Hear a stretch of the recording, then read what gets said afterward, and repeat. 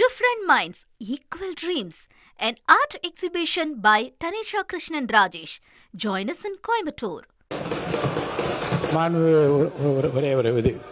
ஒரு நிமிஷம். சட்ட விதிகளுக்கு உட்பட்டு உறுப்பினர்கள் ஒழுங்கு பிரச்சனை எழுப்புவதை பற்றிய ஒரு குறிப்பை நான் இங்கே உங்களுக்கு தெரிவிக்க விரும்புகிறேன். மாண்பு உறுப்பினர்கள் எல்லா பிரச்சனைகளையும் பாயிண்ட் ஆஃப் ஆர்டர் என்று எழுப்ப இயலாது. பாயிண்ட் ஆஃப் ஆர்டர் என்றால் என்ன என்பது குறித்து ஏற்கனவே உறுப்பினர்களுக்கு பயிற்சி வகுப்பில் விரிவாக விளக்கமாக கூறப்பட்டிருந்து இருந்தாலும் திரும்பவும் அதை பற்றி நான் கூறுகிறேன். பாயிண்ட் ஆஃப் ஆர்டர் என்றால் சட்டமன்ற நடவடிக்கைகள் விதிகளுக்கு மாறாகவோ, சட்டமன்ற நடவடிக்கைகள் விதிகளுக்கு மாறாகவோ, மரபுகளுக்கு மாறாகவோ நடைபெறுவதாக இருந்தால் ஒரு உறுப்பினர் எழுந்து நடவடிக்கைகளை ஒழுங்குபடுத்த பாயிண்ட் ஆஃப் ஆர்டர் என்று கேட்கலாம். அதை விடுத்து உறுப்பினர் தங்களது கோரிக்கைகளை கேட்க பாயிண்ட் ஆஃப் ஆர்டரை பயன்படுத்தக்கூடாது. அதுபோன்று உறுப்பினர் பேசிக் கொண்டிருக்கிற போது அவரது பேச்சில் ஏதாவது விளக்கம் கோர வேண்டுமெனில் பாயிண்ட் ஆஃப் கிளாரிஃபிகேஷன் என்று கோரலாம். அதை அனுமதிப்பதற்கு விதிகளில் வழிவகை உள்ளது. எனவே மாண்புமிகு உறுப்பினர்கள் எதற்கெடுத்தாலும் பாயிண்ட் ஆஃப் ஆர்டர் என்ற வார்த்தையை பயன்படுத்துவதை தவிர்த்து அவசியமான தேவைகளுக்கு மட்டும் விதிகளுக்கு உட்பட்டு பாயிண்ட் ஆஃப் ஆர்டர் கேட்க வேண்டும் என்று நான் அன்போடு கேட்டுக்கொள்கிறேன். அதே விதிமுறை தான் பாயிண்ட் ஆஃப் கிளாரிஃபிகேஷன் நீங்கள் பயன்படுத்த வேண்டும் என்று நான் கேட்டுக்கொள்கிறேன்.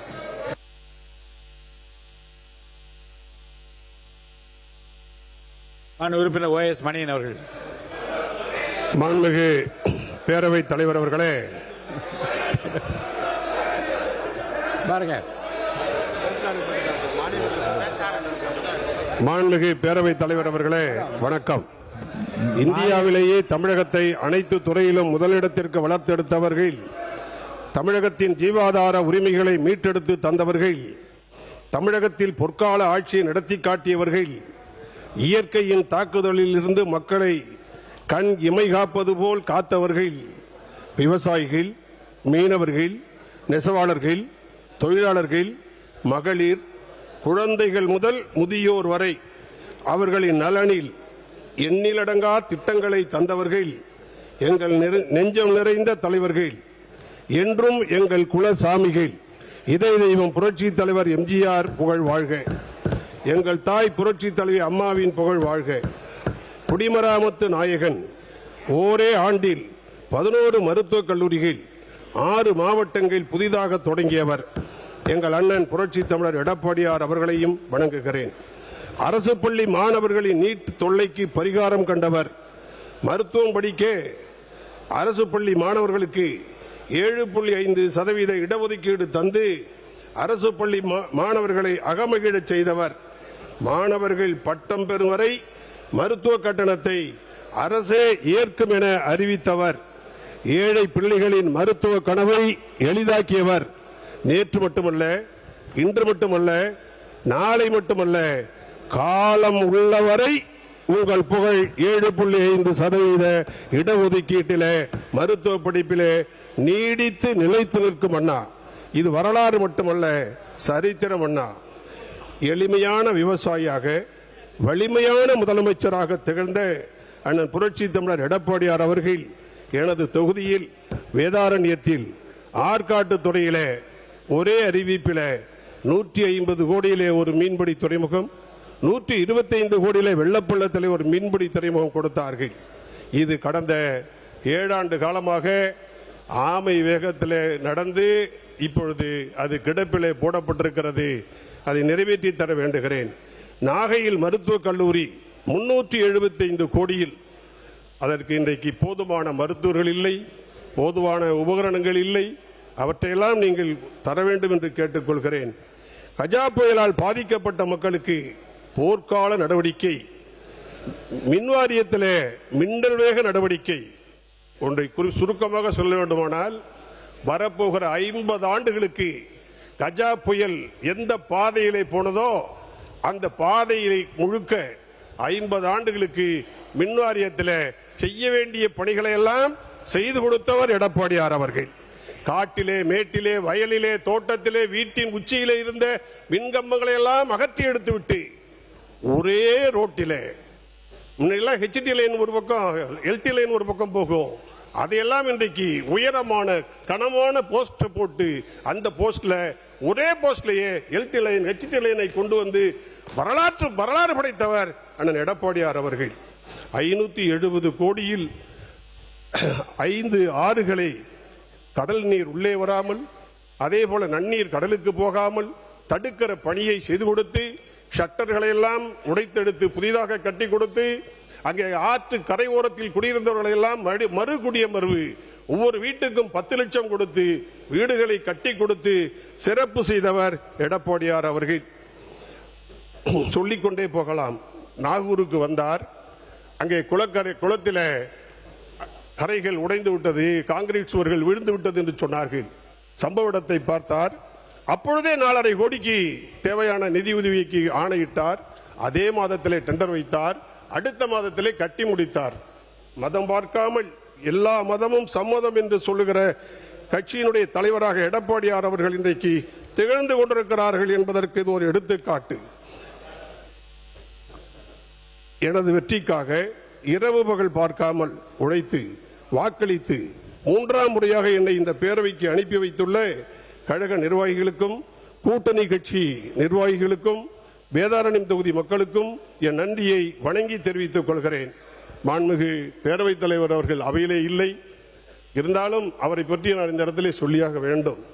வேளாங்கண்ணி மாதா தேவாலயத்திற்கு பேரவைத் தலைவர் அவர்கள் 2 பேட்டரி கார்கள் அவருடைய சொந்த நிதியில இருந்து கொடுத்து அங்கே வருகிற வயது முதிர்ந்தவர்களுக்கு, மூத்த குடிமக்களுக்கு, நோயாளிகள் அதுபோல நடக்க முடியாதவர்களுக்கெல்லாம் உதவுகிற வகையில சொந்த நிதியிலிருந்து 2 பேட்டரி கார்களை வாங்கி கொடுத்திருக்கிறார். அவருக்கு நான் பக்கத்து ஊருக்காரன், அந்த வகையிலே அவருக்கு நன்றியை தெரிவித்துக் கொள்கிறேன். இந்த வேளையிலே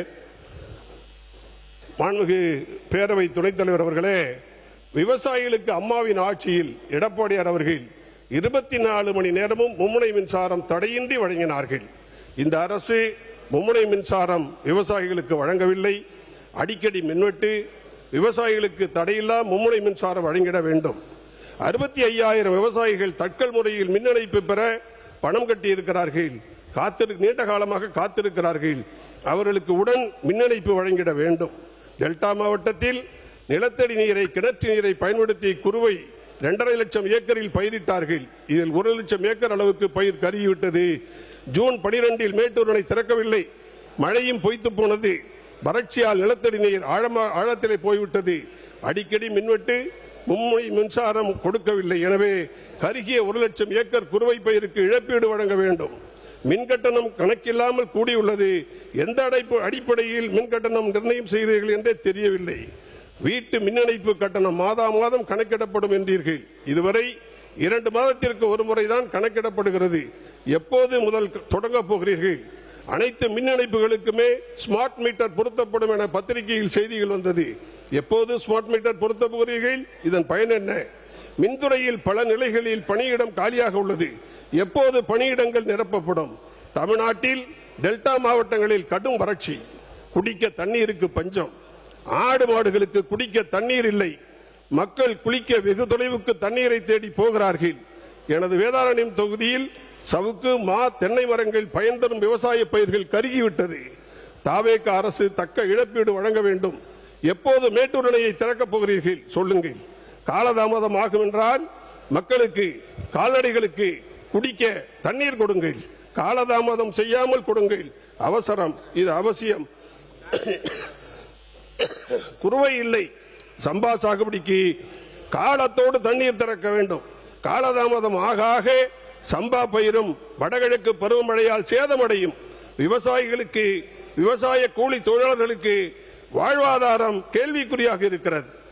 மாண்புமிகு பேரவை துணைத் தலைவர் அவர்களே, இந்தியாவிலேயே தமிழகத்தை அனைத்து துறையிலும் முதலிடத்திற்கு வளர்த்தெடுத்தவர்கள்